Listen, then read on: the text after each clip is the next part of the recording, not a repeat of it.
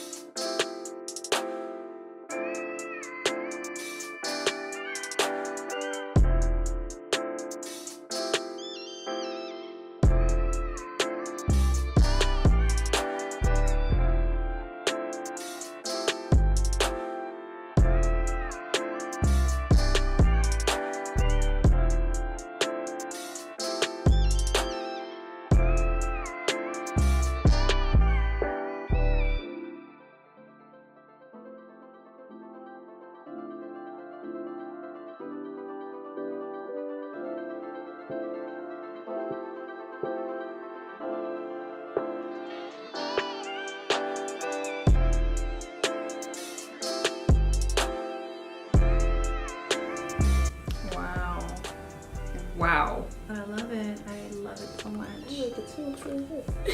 Yeah, once his hair dries, I'm gonna like come back on camera and just like really show everything more.